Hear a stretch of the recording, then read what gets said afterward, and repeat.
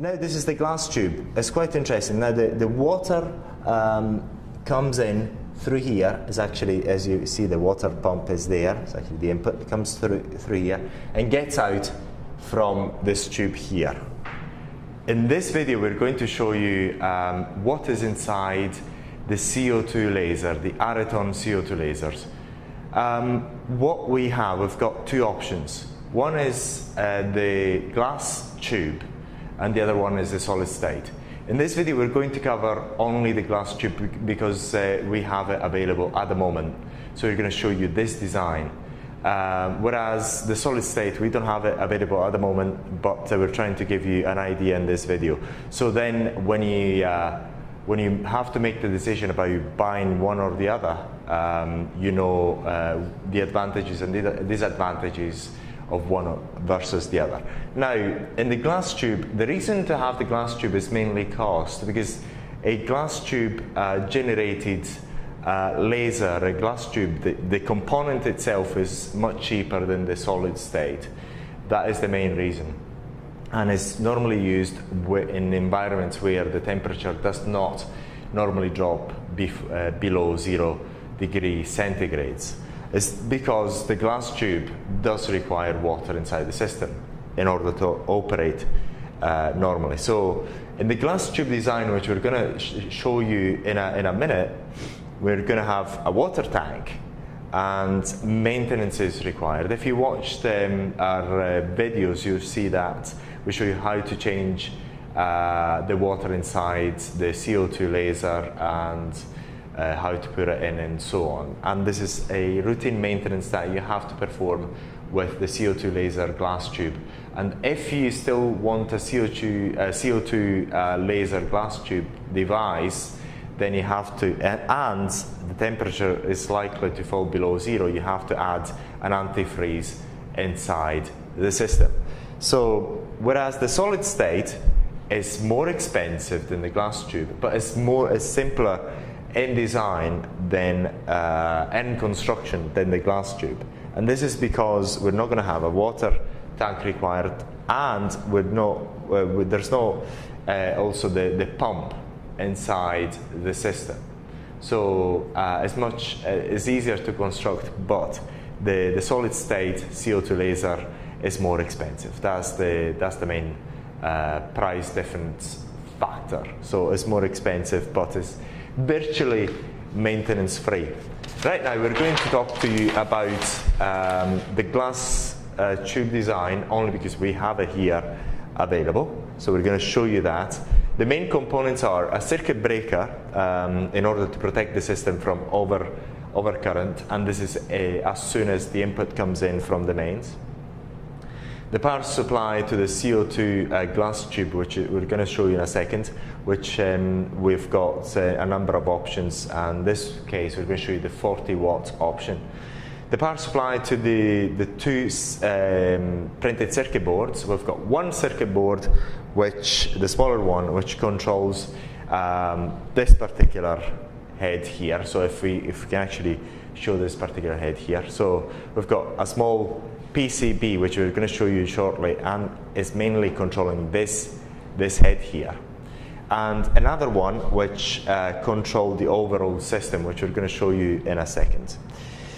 Then we've got a water pump, which is necessary for the functioning of the laser, and the water tank and an air pump. In the solid state, we've got pretty much the same thing, but the water pump and the water tank are gone because they're not needed. So it's a simpler design than the glass tube solid state. But now we're going to show you this design. So if we can actually show the device, if we can actually turn around here, so we can actually show. So we've got this particular PCB, this particular small one, which controls this head, the fractional head, and the main PCB which controls the overall system is this one. So this is the main PCB, and also controls this small PCB. and this PCB also controls the power supply, the main power supply to the glass tube, which is this one, is a 40-watt power supply. And this PCB also controls the power level of the CO2 laser, whereas this PCB controls this one, which also controls the fractional laser. This is a sub PCB to control the fractional laser. So once again, the main power supply to the device is this one, is a 40-watt. This is a secondary power supply which is used to power up these two PCBs here, whereas this one is actually the one that actually provides the overall power to the unit. If we just go around, in here we'll actually find the circuit breaker in here, if you can actually see the circuit breaker. And the power supply, the power comes in from here, from the mains, and it goes through there as just a means of overcurrent protection. This is the pump, the water pump, which is required because we're using a glass tube CO2 laser, and this is the water tank in there. Now, if you see what we find in the water tank, as you've seen the way the water is actually placed inside the water tank, we've got the overflow, which is this one, the inlet, which is this one, and also this particular one is the inlet from the glass tube, which I'm going to show you in a second. And this is the outlet, which we're actually showing you in another video, where we're actually draining the water from the system. So if you want to know more about how to drain the water, just watch that video, and that shows you everything. Now this is the glass tube. It's quite interesting. Now the water comes in through here. Is actually, as you see, the water pump is there. It's actually the input. It comes through here and gets out from this tube here. That's how the water flows into the glass tube CO2 laser. Now let's go into how the CO2 laser works. Now the laser is actually generated inside the tube, and it comes out through there. When the arm is mounted, then the laser goes through there. It travels through mirrors inside this component. This component at every corner has got mirrors, and it goes through this head, and then it generates it has the laser to be rediverted outside through the lens in here, which I've actually shown you in other videos.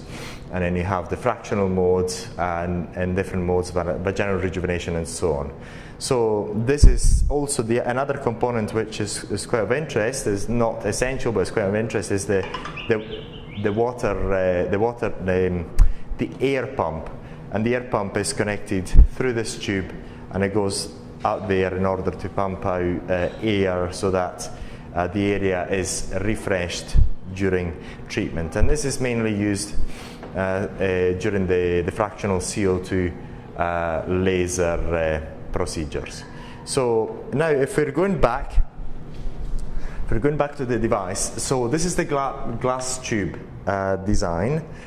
In the solid state, there's no glass tube. There's a solid state component in here, and this water tank and the water pump are gone. So it's a much simpler design, but this component, the solid state, is much more expensive than the glass tube, and therefore it becomes maintenance free. And as you know, in the glass tube, if you watch the other videos, you've got to change the water because then it becomes dirty over time through normal use of the device. So, so hopefully this clarifies the design of this particular device. If you have any questions about this particular device, let us know. As you've seen, we are the only manufacturer showing you how the device is constructed. And if you have any further questions, please let us know. Thank you.